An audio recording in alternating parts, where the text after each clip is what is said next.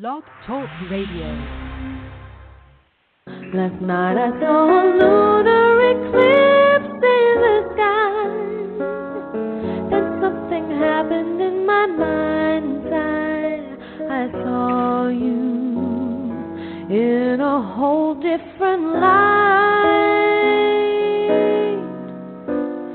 Clearly, really, it's not that I want you to change. It's more that I want you to stay the same. Oh, and I really do want you to stay the same. I want you to stay right here with me for the next hour. I'm Bonnie D. Graham, a.k.a. RadioRed. Yes, we refreshed the red this weekend. It sure is. What can I tell you? I can't believe it's February 27th. That means one more day to this month. That means the year is 2 out of 12, 1/6. That's 16-point-something% over already. Didn't we just have New Year's Eve 10 minutes ago? I don't know. I must be getting old. I'm so happy to be here with you tonight. I have two very interesting guests. If you're a regular listener to the show, and I certainly hope you are, you know that I meet the most interesting people, most of them new authors, at the National Publicity Summit in Manhattan, hosted by Steve Harrison and his merry band of media professionals. And tonight is no exception. I've got two gentlemen who are, each of them is an author, very interesting topics, but we're not going to do the usual talking about relationships or talking about, some of the more sometimes fluffy topics we do here. We're going to talk serious stuff. First up, I'm going to be introducing you to a gentleman named Dwight Holcomb, and he is the author of a book called The Lean CMO. Those of you who are not in the business world, CMO is Chief Marketing Officer. No, we're not going to do corporate speak for the half hour with Dwight. We're going to talk about real stuff. We're going to talk about the tech tidal wave. You may not be aware of exactly how much new, innovative, disruptive technology is swirling around in everything you do every day.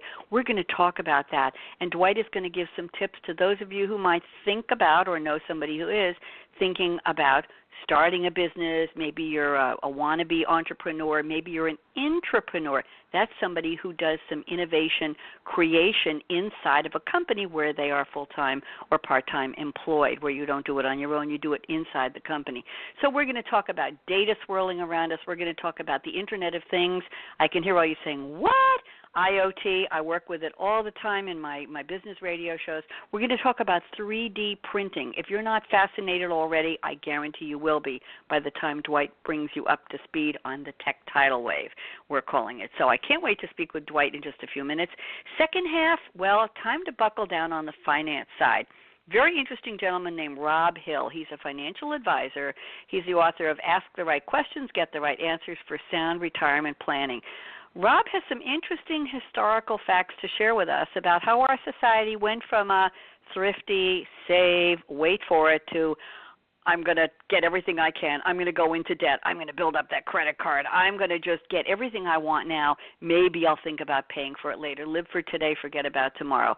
We're going to talk about baby boomers. We're going to have some shocking statistics. They shocked me about how few boomers are able to self-sustain in a retirement lifestyle, who is supporting them, what the future brings, and how to deal with the fact that, according to Robb Hill, the cost of living doubles every 10 years.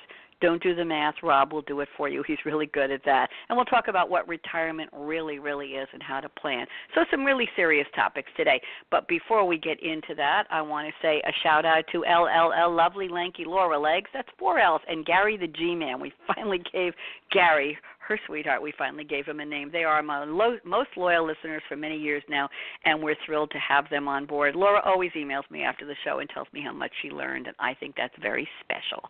And let's see, we have some celebrity birthdays today. February 27th, Chelsea Clinton. Woohoo! Sorry about Mom, but, it just wasn't her time. I'm kind of glad she isn't doing what she wanted to do because I think she would have taken a beating, but that's just me. Chelsea Clinton, born in 1980. Happy birthday. Mary Fran, the actress. I remember her from The Soaps, born in 1943. Howard Hessman. You know him. There were some interesting sitcoms, 1940. Ralph Nader, the consumer advocate, born today. The late and beautiful Elizabeth Taylor. Joanne Woodward. Wow, she was 2 years older than Liz. Ariel Sharon, former Prime Minister of Israel, born today. Guy Mitchell, the singer. I think he did something about blue suede shoes. Irwin Shaw, the novelist, Franco, Franchot Tone, the French actor, John Steinbeck, the writer, Marian Anderson, the opera singer, David Sarnoff, who was an executive at RCA, and Henry Wadsworth Longfellow, waxing poetic. Don't send them birthday cards because most of them won't get them. It's too late. So without further ado, I'm very pleased to bring on my first guest. And wait till you hear this guy's voice. It's lovely. Don't fall asleep, everyone. He has a lot to say. Dwight Holcomb, welcome to Read My Lips. How are you, Dwight?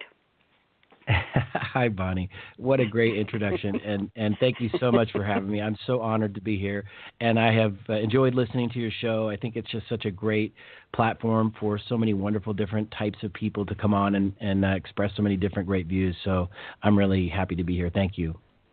Well, you are so very kind. That's very thoughtful. I'm glad you listened. You sent me a note to that effect, and I'm delighted that you have. And yes, and what's interesting, Dwight, you and Rob, as I mentioned, I met both of you at the National Publicity Summit.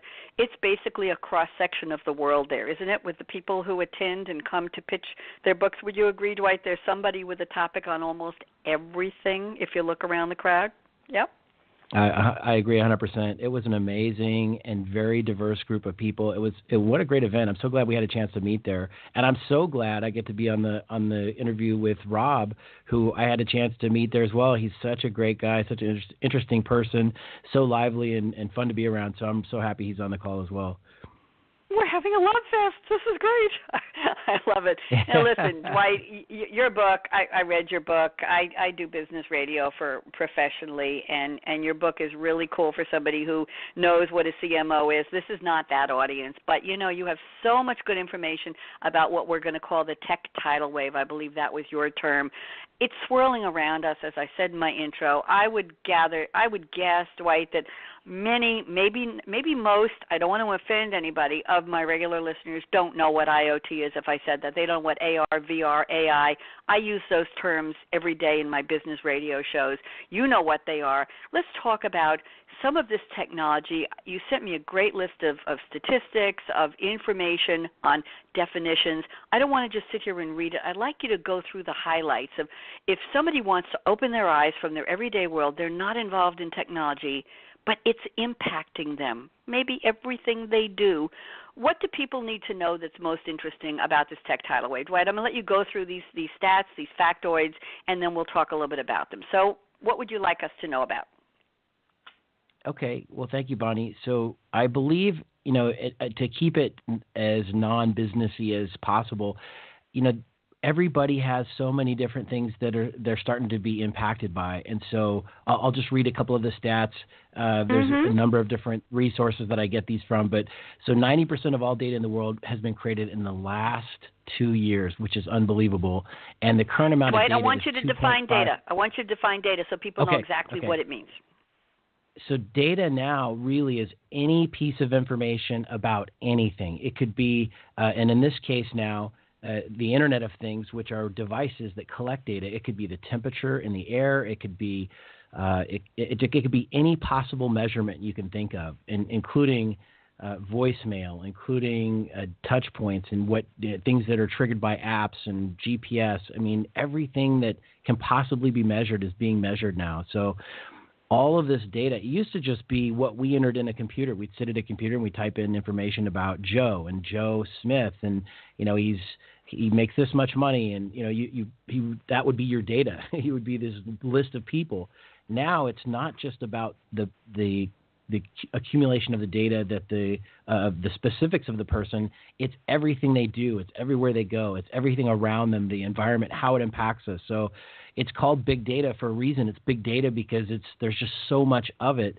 And so now it's now taking that data and utilizing it in a way that we can all benefit from. So instead of people being scared of it, if they learn to embrace the technology the right way, they can really start to see things in a different way and become more curated or personalized in their approach in sales and in delivery of their offerings, their products, their services. So it's creating a great advantage for people who start to listen up, perk up, and say, I got to tag on here somehow, and there's great ways for people to do it.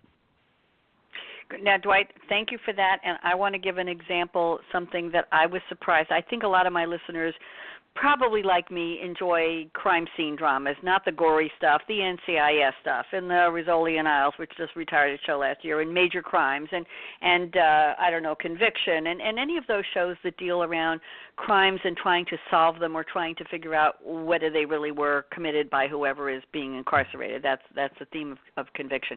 So I noticed on some of these shows, Dwight, that if somebody has disappeared and they think the person was a perpetrator in a crime, a bank robbery, a murder, God forbid, in something, what do? They say, find out is there a GPS on the car, like a low jack? Is there a GPS on the car? And or is their cell phone turned on that we can get a provider, and I know a lot of providers don't want to do this, to track where they are, when was the last known place of that GPS signal, and or their Easy Pass and their credit card. How many places was that credit card used, at what time, in what location, what did they buy? Was the credit card stolen? This data is right there. Dwight, it's not even magic, right? It's just basic stuff. We can be tracked and found and a profile be created. Do you think that's scary, or do you think it's a good thing? Both. I think it's really scary in some senses because, let me give you an example.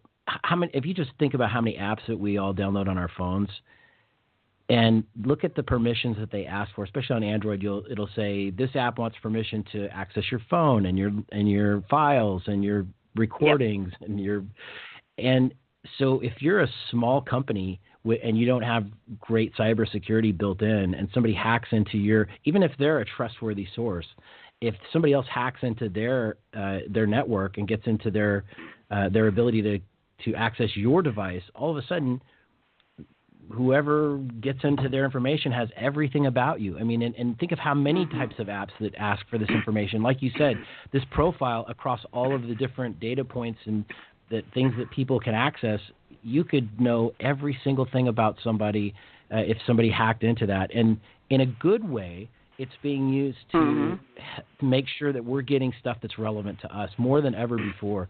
So we're not wasting as much time either as consumers or as the people that are, as advertisers and marketers. We're able to more narrowly focus on people who matter to what we're trying to offer and that's relevant to them. So it's saving a lot of time and energy and money and resources to get to the right people with the right messaging that resonates with them. So when they hear it or see it, they say, oh, this was built exactly for me, because the people marketing it aren't having to blast it out to a whole bunch of people that don't matter as much anymore.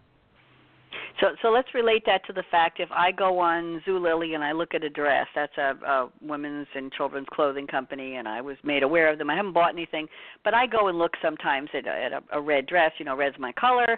If I go and find that ad and a description of that product on their website, chances are pretty good, Dwight. You know what I'm going to say. The next time I go on almost any website online, that dress will pop up with the name Zulily, or if I went on something from Tiffany, or if I went on something from Circuit City, I don't even know if they're still in business, it would pop up because they're in the moment, they're there with me, they're watching where I go. It's not insidious. It's what some of us call digital breadcrumbs. I'm leaving breadcrumbs, and the smart marketers, the smart retailers are saying, aha, we think we know what Bonnie wants to buy next. Or Amazon, you know what happens. You go on Amazon, and they'll say, things you looked at in the past 6 months, or you recently bought this, or if you're looking at a book or a toaster or a blender, whatever, they'll say, customers who bought that toaster also bought this, and they're telling me what the trend is. So it's everywhere. Do you think people really don't know about this? It's happening and say, what? We're all part of this world, aren't we, Dwight? You can't get away from it. Or they think it's a little creepy, right? Yeah, you can't get away. Some people creepy. do. They're following me around. What's going on? I think in a way some of that it's good in the sense that, if it's relevant to you and you like that red dress and you see it a couple times and it reminds you and you think, I do want to get that thing, and you go get it. That's great. And it also, especially for small businesses, it's called retargeting or remarketing.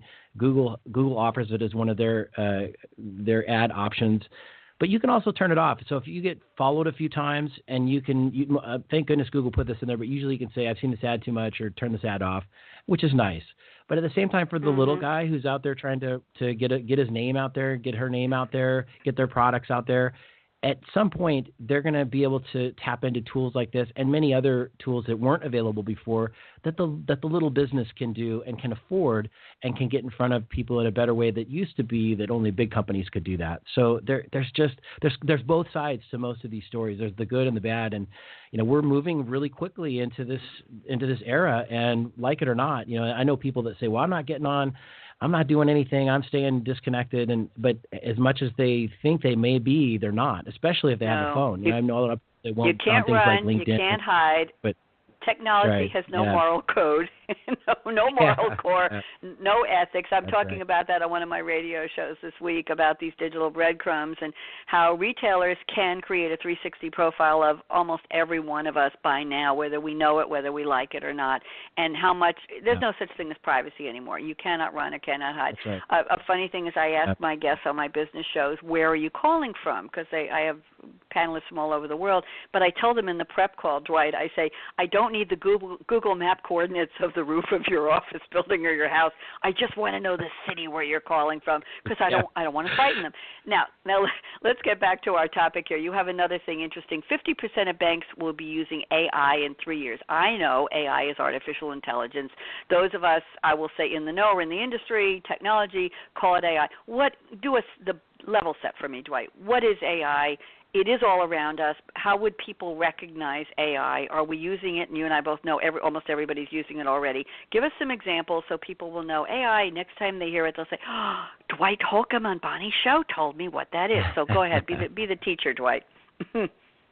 So artificial intelligence, I think it has several different flavors, and what people call bots or robots or machine learning. There's several different levels, and I don't believe that currently that there exists a true form of real artificial intelligence, meaning something lives, almost like a living organism that thinks for itself and survives on its own.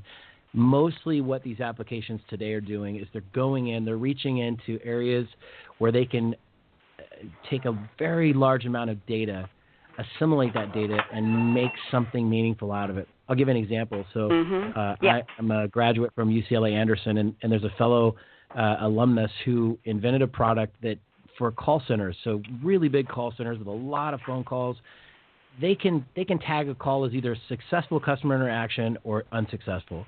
So his artificial intelligence application will go in and review all of these calls, a massive number of calls, and it'll start to identify in the ones that are successful and the ones that are not successful common traits. And it can listen to pitch of voice, linked between, pausing between words, saying thank you, saying please, saying competitor names, all these different variables you could possibly imagine.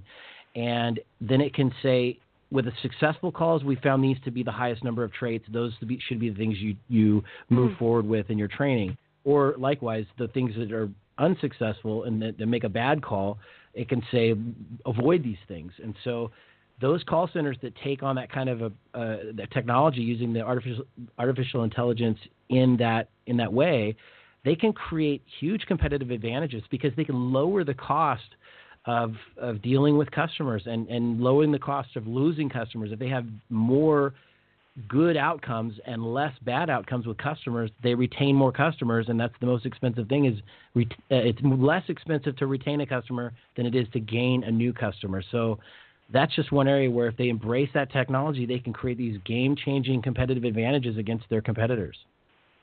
And that goes back to the old saw or the old adage, a bird in the hand is worth two in the bush, right? When you have a customer and you can retain them, that's worth a lot more than having to go out and start from scratch and do some conversions of people who weren't your customer. Very interesting. People who use Siri or Alexa, any of those are chatbots, aren't they, Dwight? You're training them. They're artificial intelligence, and you're training them. I was getting some new tires.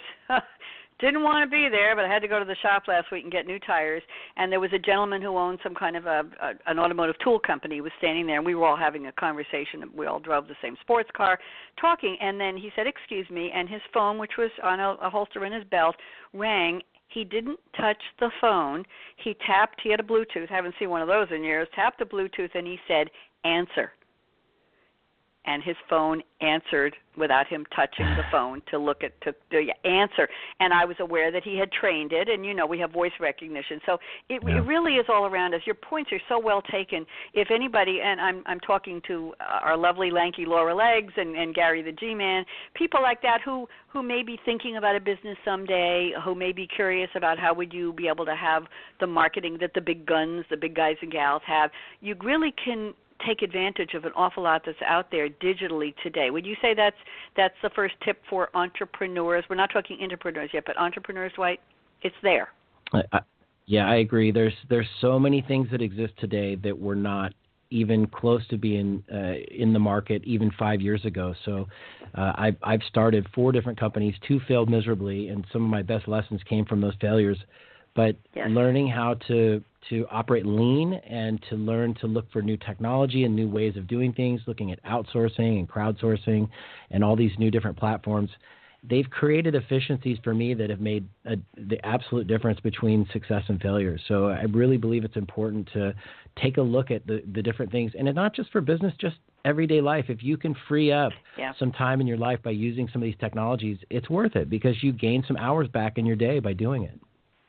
Absolutely. I want to talk about one more quickly. We have, 10 minutes. Rob, you're listening, and 10 minutes before we turn on your phone. 3D printing. Now, I've had a gentleman who's retired as a joke with him. He started like 5 new professions and written a book, a retired science teacher here in Great Neck. He's been a regular guest a couple of years ago on my TV show. And he was investing in a small company that was doing 3D printing. So, Rob, he had these 2 young guys come and bring the machine to my TV studio. If you could have seen this thing, it was huge. It was clunky. It was like encased in this scaffolding thing, but they actually printed a little pencil holder cup for me out of plastic, and it had a nice pattern on it. They printed it at the studio while we were on the air. It made a hell of a noise, but they printed it. So I saw this up close and personal, and I know those machines have been around quite a while, and they are coming down in price. So why don't you scare us a little bit with, I see here in your list some huge things, huge in terms of their importance and their complexity. What's being printed now and what's going to be printed? Do a little predictions for us, Dwight. Well, just about anything you can imagine. And so it's really neat now because my son, who's 9, he's came home from school with a 3D printed pencil holder as well. And so I thought it was really neat that they're getting into that sort of thing. And I can't even imagine. I didn't have anything like that. So but now there's a couple of amazing things that have come out. So Local Motors has a car called the Strati, the STRATI, the Strati, and they printed it in 44 hours. And the cost is just absolutely a fraction of what a normal car would cost. Likewise, there's a construction company in China called Winsun. They printed 10 homes within 24 hours at a cost of $5,000 each. And then finally in the health and medicine and bioprinting, so they're actually able to take a person's own DNA and print their skin for burn victims. This is becoming a really forefront technology. They're printing veins and arteries and hearts and other organs. So, and prosthetics, they have come down for a fraction of the cost. They can print exactly the person's to their specifications, bones, noses, eyeballs, hands, feet, limbs. I mean, you name it, it can be printed at this point. And, when I gave this presentation, the last time I gave it was in Singapore to a group of global CEOs from insurance organizations. I was speaking about the impact of this. And so, in the insurance world, if you can imagine what this is going to do, I mean, you already have things like the driverless cars that are going to take away, they're going to just almost completely eliminate wrecks. So, and you won't need to buy car insurance because the provider of the autonomous car is going to provide that insurance. But now also, if you look at homes and cars together, the insurance rates, let's say your house gets demolished. Well, they just come and 3D print another house or 3D print a part or a full car if you get in a wreck. I mean, just the cost of things are going to get. We'll see this really significant change in the pricing structure and in the delivery of how these different products work. Absolutely, and I want to tell everybody that, well, you don't know me from my business side, but I look up things my guests, my panelists mention all the time. I'm pretty fast on Google. Anybody is curious, go to popularmechanics.com. It's a magazine. Go to their site and just Google, or just Google straight, the world's first 3D printed car, and the article is called The World's First 3D Printed Car is a Blast to Drive, a little quality time behind the wheel of the Local Motors Stratti Roadster. And this was written on August 7, 2015, not that long ago, by Ezra Dyer. And they say locals' answer to the challenge. Fiat Chrysler's CEO Sergio Marchionne challenged the auto industry for how much money it spent. He called it wasted on the design and manufacture of cars. So Local came up with the Stratti, as you mentioned, Dwight. It's a humble, albeit really cool-looking thing, built and printed in Detroit in collaboration with Oak Ridge National. That's interesting. Oak Ridge National Lab in Tennessee. It's a small electric two-seater, the first of many models in their plan. 2 factories scaled to employ 100 people each are now under construction and scheduled for completion by the end of 2015. So this is outdated, but there's a picture of somebody driving it, and it's way cool. Have you seen the pictures, Dwight? Yeah. Cool looking car. Yeah, it's a Wow. cool looking little roadster. Really nice looking. Yeah, you wouldn't think it would look as cool as it does. You wouldn't. It's for summer though, kids. So Laura, get a scarf on the hair if you and Gary want to tool around on this thing. I don't know what it costs, but I think it looks really, really interesting. It has a matte carbon tub and a nice, cool finish on it. Yes. Do you know what it costs, by the way, Dwight? I don't see a price here. If we could afford it. I'm not sure what they go for. I think they're mostly concept now, but I'm not sure what their market price will end up being. But I'm sure it'll be a lot less than a normal car. I hope so. So in the time we have left, which is about 4.5 minutes or so, I'm going to ask you what else you would like to share with my listeners. We've covered the tech tidal wave. We've talked about technology as they do in the movies. When they have the Dolby sound, they say, all around you. Did you hear what I said? All around you. And that should have been the theme for today's show. So my question is, what would you like to leave with my listeners, and especially for entrepreneurs who are working for a company as an inside employee who want to create something? Where would they look to technology for some ideas? As far as how to use technology or to create some new technology? Yeah, to create something new inside the company. Yeah. Any thoughts on that? We were going to talk a little bit about entrepreneurs using tech. Okay, yeah, so I think, if you're in a big company and you want to just look for ways to improve things, I think some people are scared of technology. They feel like it'll replace themselves in a job.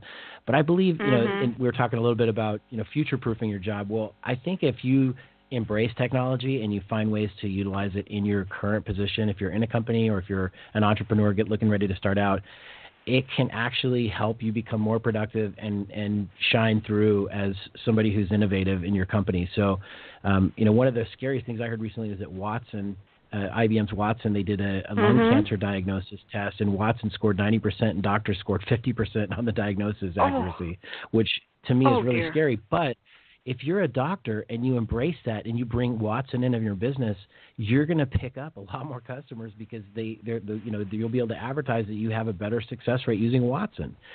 So I think in terms of future proofing and looking at ways to bring technology in, it's that, but it's also finding vertical specialization in your industry. Find an area you can really become a subject matter expert and deliver a different type of value to your consumer, to your customers, to your clients. Because if you can advise them outside of just trying to sell them something, that's where some real value can come in.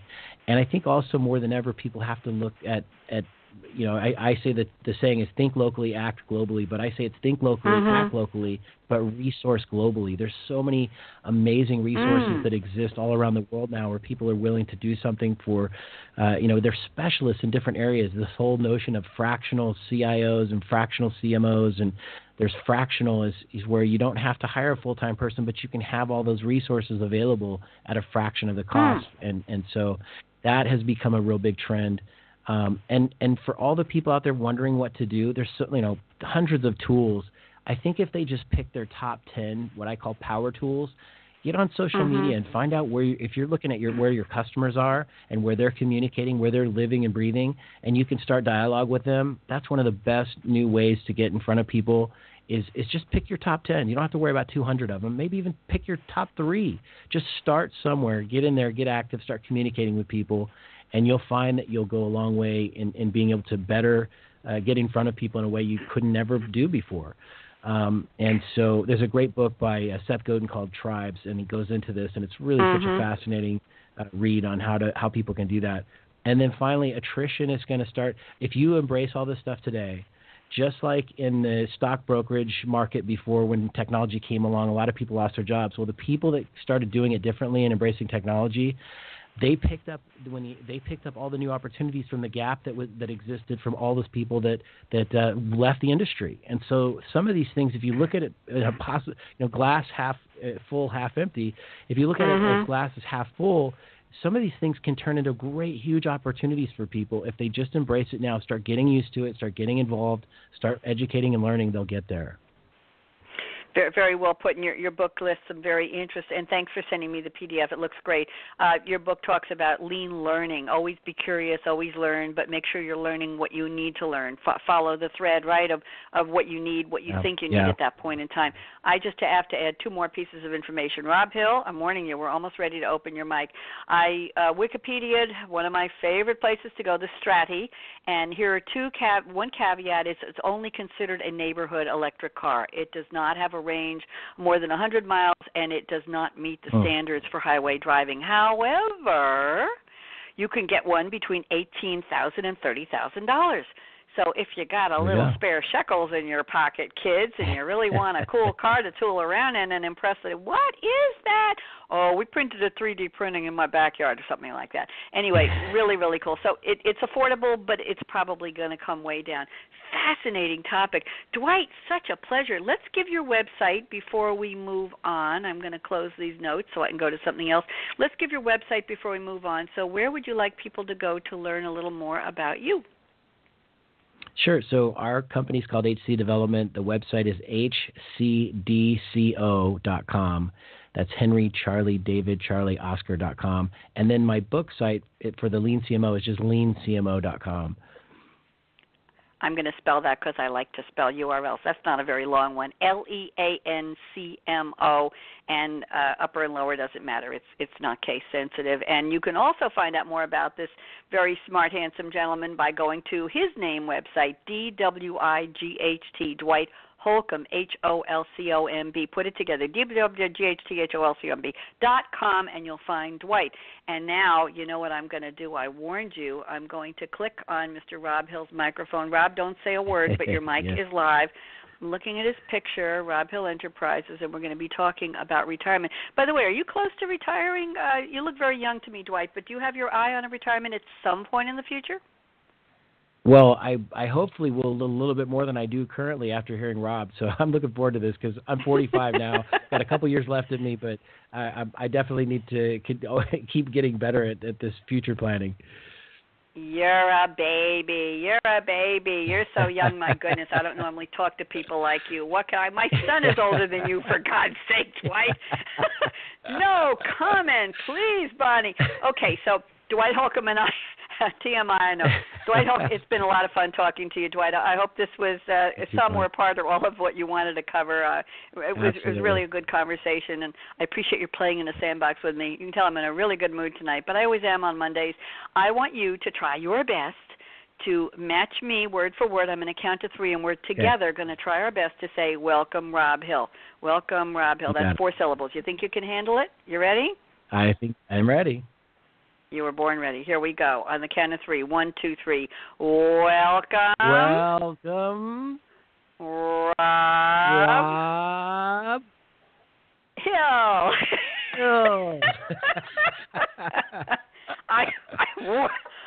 I warned you. You cracked me up. I got to get some water. Robb Hill, welcome to the Bonnie and Dwight Giggle Fest. How are you, Mr. Robb Hill? I am doing outstanding. And I am outstandingly happy that you're here and you've been listening to the fun we've been having and a lot of great information. I'd like to give you an opportunity to reconnect with your buddy, your friend who helped you take some pictures at the summit, I understand. So, Robb, do you have any questions for Dwight or anything you'd like to chat with him about? Go ahead, please. Well, you know, Dwight's conversation brought back a lot of things to me, like Orson Welles' 1984.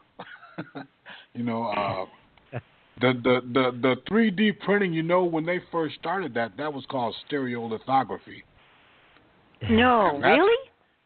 Yes, Wow. yes. When 3D printing first started, it wasn't called 3D printing. It was called stereolithography.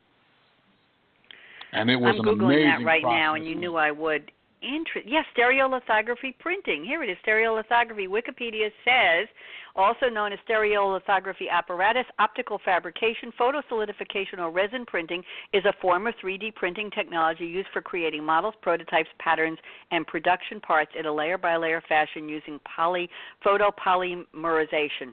How about that? Yes, it was coined by Chuck Hull in 1986 when he patented the process, and he set up 3D Systems Inc. to commercialize his patent. Fascinating. So, anything else you want to talk to Dwight about, Rob? Well, no, you know the advance of technology these days is truly a double-edged sword. I mean, there are some good things about it, and there are some not so good things about it, but as long as we embrace it, I mean, people have a way of making things good and bad. As long as we focus on the good, I mean, it's going to be a beautiful thing. But there are times when I wish we could turn the clock back 20 years. However, we can't do that. So I'm one of those ones, hey, embrace the technology. See, it's like when they were just riding horses and somebody invented a car. And everyone's like, well, I don't like those cars. I like to ride my horse. I want to ride my horse. I want to ride my horse. Well, where's your horse at now? You know. Yeah. So and by the way, there's a quote that's popularly attributed to Henry Ford. It's apocryphal because nobody has been able to exactly pinpoint when he said it, but it's if I'd have asked people what they wanted, what they really wanted, they would have said faster horses, and that's supposed to be a reflection on when he was introducing the first car, the Ford Model T. So he said, if I'd asked people what they really wanted, they would have said faster horses. Even his grandson attributes that in speeches to Henry Ford, but not exactly provable. Very interesting. Dwight, do you have any comments you want to share back with Rob before we turn our attention to Robb Hill? Dwight, go ahead. Yeah, just like you're saying, Rob, it's scary, and so kind of one thing. I mean, I had the fortunate opportunity to have an undergraduate degree in computer information systems, so I've been near and dear to technology for a while. But I tell people who are scared of it or see the bad in it, especially if they have kids, I said, for the sake of your kids, you have to get into it because if nothing else, get in there and be able to protect your kids because kids now, they're so quick. I mean, my kids they pick up stuff and they've got it quicker than I could have ever imagined learning things.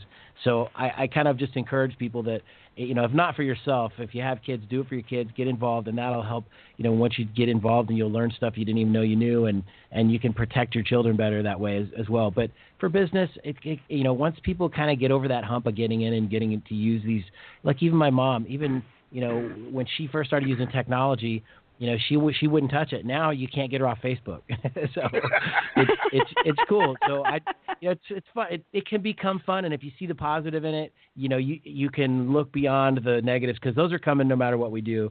We have to be aware of them, but there's not a lot we're going to be able to do to stop some of that stuff. So they I try are to well just, put. And by the way, in addition to helping to protect your kids, you can also talk to your kids about cool stuff if you know what's happening that they're using this technology. They're learning about it in school. If you drop some keywords and some key acronyms and some abbreviations like, hey, 3D, and how about AI, and wow, my VR, and let me get one of these technical glasses, I think you're going to have that conversation, bridge that gap of modern and old funky and all that. Old fuddy-duddy. That's what I was going to say. Dwight Holcomb, such a pleasure. Don't go anywhere. I won't mute you. Apparently you're going to hit the mute button on your phone device you're using to call us, and I'm going to focus my attention on Robb Hill for the next, 15 minutes or so, and then I will summon you, Dwight, can you hear us? Come back, and you're going to come back and you're going to chat with Rob. Is it a deal?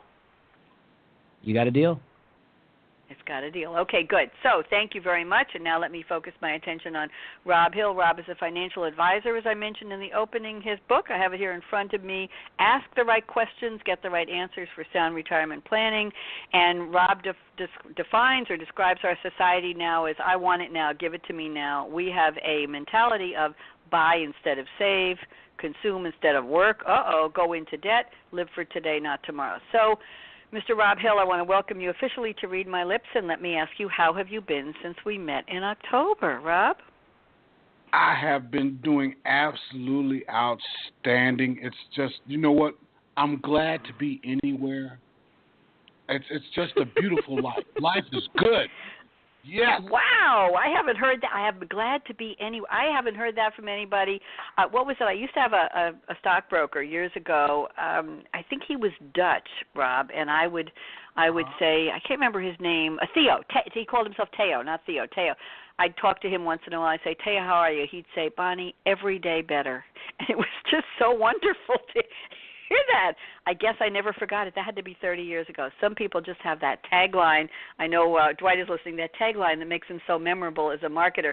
So, Rob, talk to me about the book before we get into some of the nitty-gritty. You wrote this book, Ask the Right Questions, Get the Right Answers. You're in the financial advisory business. What kinds of questions should people be asking today? Just give us a couple, and then I want to read some statistics after you start talking. So go ahead. Well, Bonnie, before they get to asking these questions, they got to know what this place called retirement is. Okay. As the conversation started with Dwight there, and you asked him about has he thought about this retirement thing, and he made the statement that, well, I'm still young, I got a few years left and all this. See, this is what you call wrong thinking. See, retirement is not an age. Retirement is a financial position. Okay? It's not an age. You don't get 65 and you automatically retire. That's not what happens, see, because if you turn 65 and you don't have any money, you are not retired, my friend. What you are is fired. You have outlived your usefulness. Okay? So see, the retirement has nothing to do with it. That's a reality check. That's Rob, that's what we call tough love, right? That's a reality check you just did for us. Very, very interesting. Most definitely. It's not an age. It is a financial position. So then I submit to you this, okay? You want to retire, and when you retire and your pension, if you're lucky enough to have one, is going to be anywhere from 1/2 to 1/3 of what you've been struggling to live off these past 40 years. So now my question to you is, how do you expect to retire and live in some semblance of comfort on 1/3 of what you've been struggling to live on all these years? Not going to happen. So then, well, this is what we got. We got this three-legged stool, okay? So you got this pension that you've got from this company, if you have one. Then you've got this thing called Social Security, okay? That's 2 legs. Where is this third leg coming from? This third leg of this three-legged stool is all that money that you've been saving since you've been working, which our system is designed for you not to do that. Because what industry started getting up and running good, they found out two things real quick. Number one, they could make these products a lot faster because of the Industrial Revolution. But number two, who were they going to sell it to? And so, this is where they started getting the American population to spend. It is really weird, but a Boston merchant, Edward Filene, is quoted in a book that I read called The Altruistic Imagination, and he's quoted in there as saying that what needs to happen is a shift in American values. Okay, people need to go from saving to spending, from working to consuming, and from they got to go into debt. We've got to put them in debt so we can keep this consumer-driven economy going. Okay, that's why things are created. Why do you think the fashion changes? Why do they make new cars every year? Why are Rob, it's also known as built-in obsolescence, isn't it? That washing machine is not going to last forever. that car is not going to last for, well, some cars will if you work real hard at it. But, yes, you're right. Fashion changes. Technology. Look, everybody wants the latest what? The latest cell phone. They want the latest this. They want the latest streaming resource. They want the latest everything, whatever. It's not keeping up with the Joneses anymore. In some cases, it's out-teching the Joneses and seeing who can race to the, what do they say? Who dies with the most toys dies the most successful. I don't even know what that means anymore. You're right. But built-in obsolescence, I have a quick conundrum for you. My car is a sports car. It's 10 years old. I love it to pieces. I bought it 8 years ago. I work from home. It sits in the garage about 5 days a week. If I drive 20 miles a week, it's a big deal. The car is 10 years old. It has 29.3 thousand miles on it. That's it. Okay? I had to put 2 new front tires on it this week. I said to them, impossible. How could I be riding, how could the tread be gone? This car has not been on a highway in 2 years. It doesn't go anywhere. I said, how can I need 2 new tires? And they said, the tires are deteriorating just by sitting in your garage. The rubber is deteriorating. You have to keep that car on the road, and which you're going to use it anyway, Rob. If you put it on the road, the tires are going to get worn out from the road wear and tear. So, how do you win? How do you win on that one? You tell me. You don't win. This is where you get smart. This is where you start making your dollars go faster by buying quality instead of quantity. Okay, it's a funny thing, You can go and you can buy a $200 suit, or you can buy a $400 suit. Okay, the $200 suit, you're going to need a new one in a couple of years, but the $400 suit, it's not only is it going to last, but it's going to stay in fashion too, because quality stays in. All right, your sports car, I mean, it's a machine that needs to be utilized. Okay, if you don't use it, you lose it. I mean, that even works with the human body. Okay. Yeah. You got to drive it. Your tires will last a lot longer if you drove it more. And I didn't know that. And here I thought, wow. By the way, this is for Dwight who is listening. Dwight, if you go to Goodyear POPSI, POPSI.com/Goodyear, Goodyear unveiled last year, almost 1 year ago. Goodyear unveiled a concept for a 3D printed spherical tires. What do you think of that, Rob? 3D printed tires. They're called the Eagle 360. Oh, my goodness. They're held in place by magnetic levitation with sponge-like grooves that dampen when wet to resist hydroplaning. I got to look into this. This is hysterical. Customized to the user based on your commute distance, weather conditions, and how often you go off-roading. Well, I'm not about to go off-roading. Anyway, fascinating. I'm sorry, Rob, for the side road, if you don't mind, a sidebar, but I had to look that up to see if 3D could print me some tires. Very interesting. Yes, I did not know that, and I will have to get out and drive now just for the hell of it. So what I want to do right now, Robb Hill, I love your passion and enthusiasm for the topic, which certainly matches Dwight Holcomb's. I want to read a couple statistics, if it's all right with you, Rob, from page 13 and 14 of your book. May I? Sure, go ahead, Jess, by all means. Okay, these are statistics from Dr. Gary North, and you can tell us in a minute who he is. Here, everybody listen up. Laura, listen up, and Gary. Between 1995 and 2005, the number of workers aged 55 and older increased by almost 31%, from 16 to 21 million. Okay, let's just leave that on the table. Now, more than 33 million people aged 65 or older in the U.S. today. That's boomers.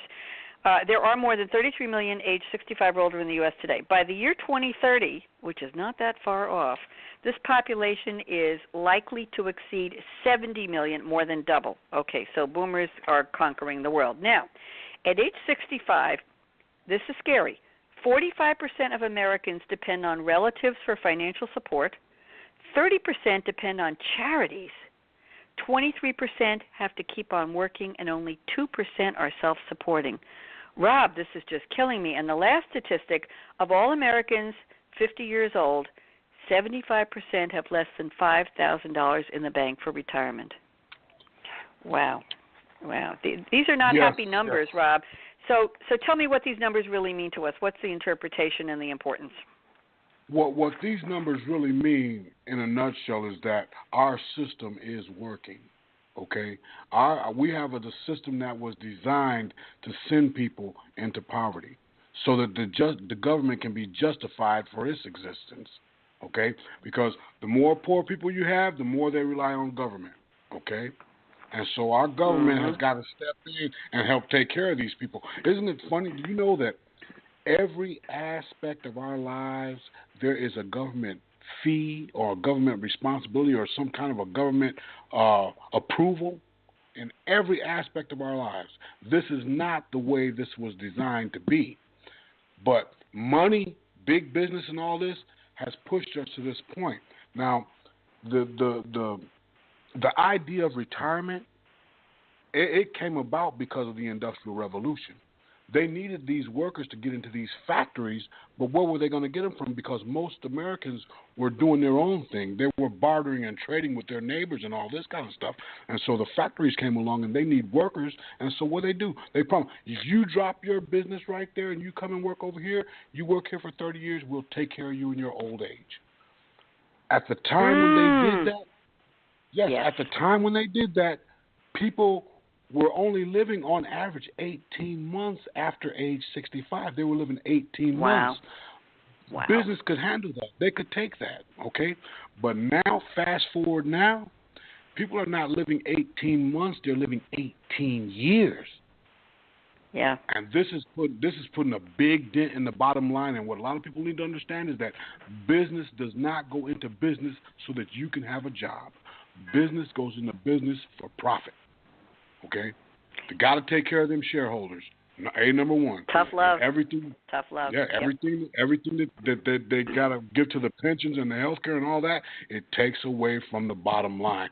This is why ERISA was a farce. ERISA is the Employee Retirement Income Security Act. It's a ruse.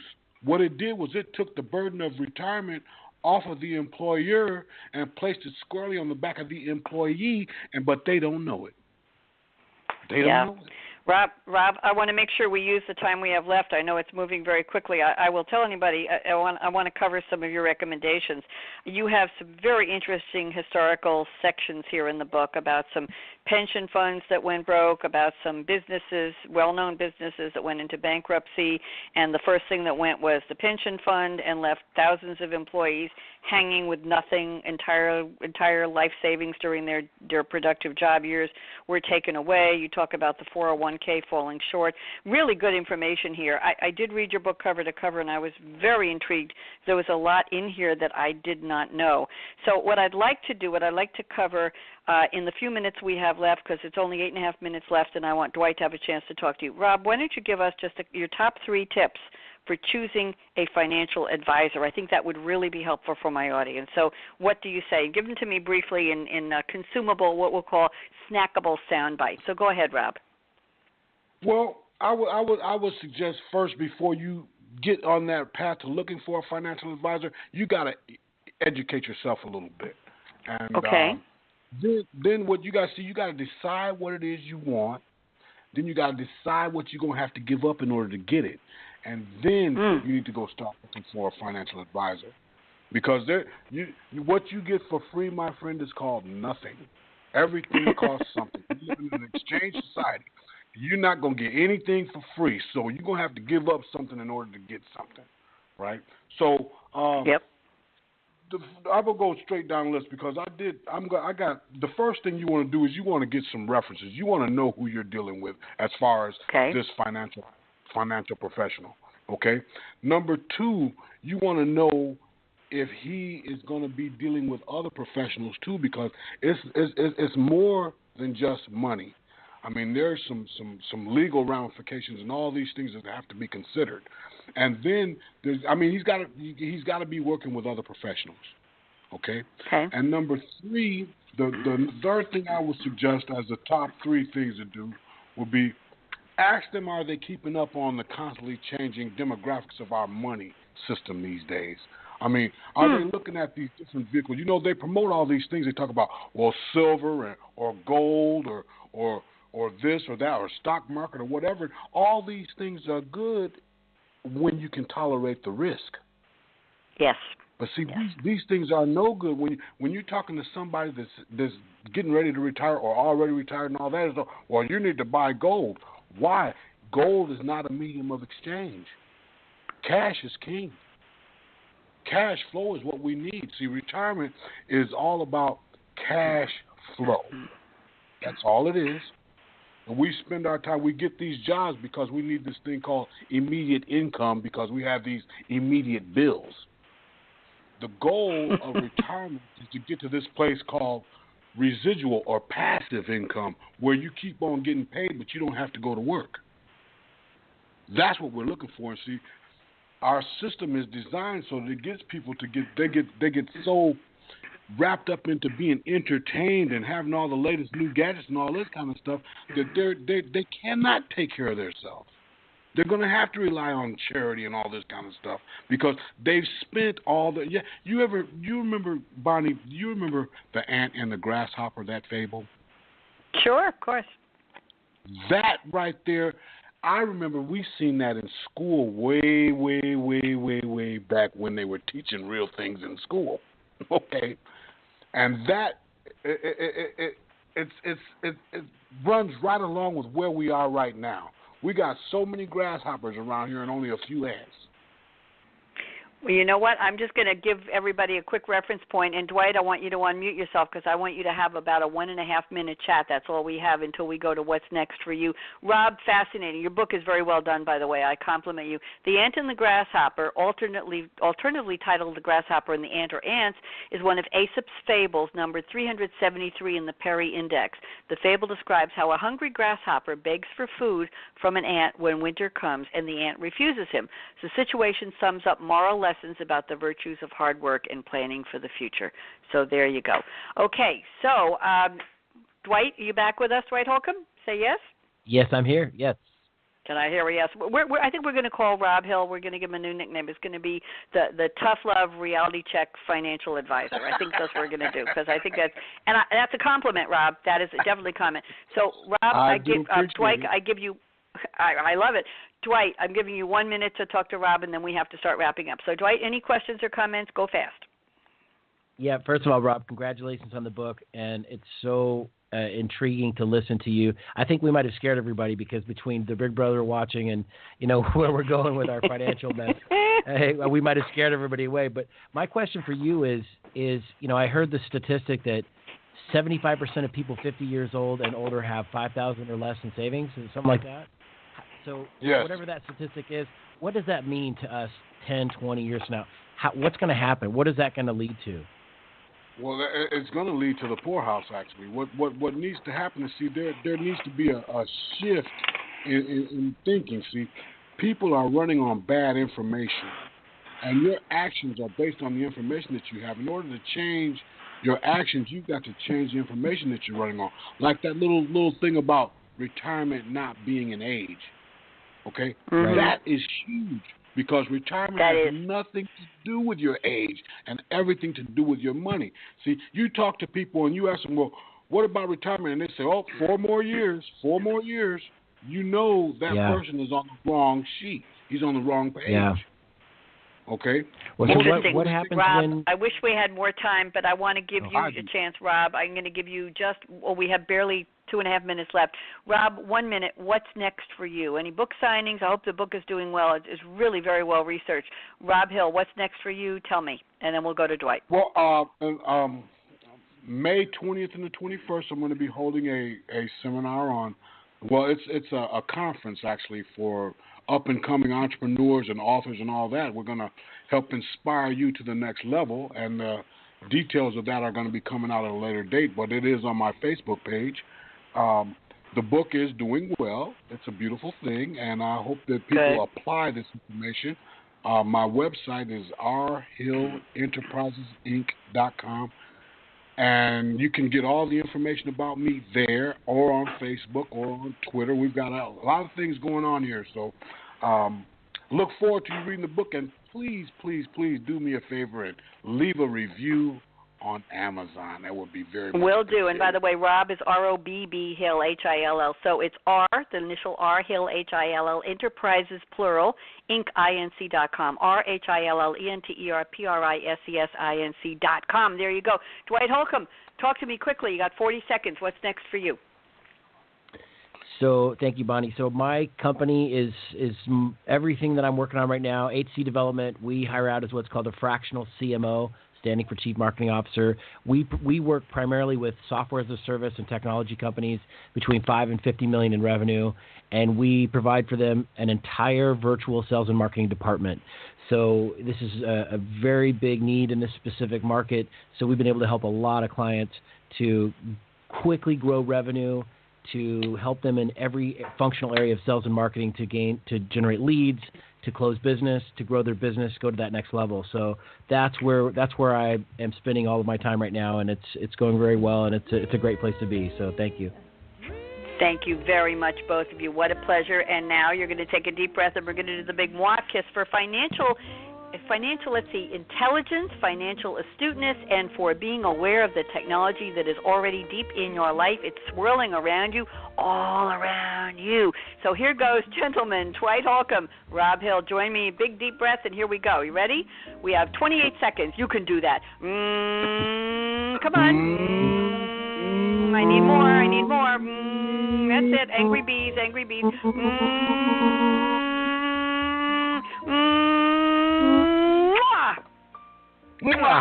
There you go. Thank you very much. I think they passed out. Dwight Holcomb. Nobody's trained for that except me. I've been doing it too many years. Dwight Holcomb and Robb Hill. Thank you so much. Both of you, really appreciate all of your intelligence and all the work you put into your books and sharing your knowledge. Very appreciative. All the best to both of you. I'm Bonnie D. Graham. I will be here next week on Monday night. We're in March next week. OMG. See you right here next Monday, 7 p.m. Eastern on Read My Lips. Bye-bye.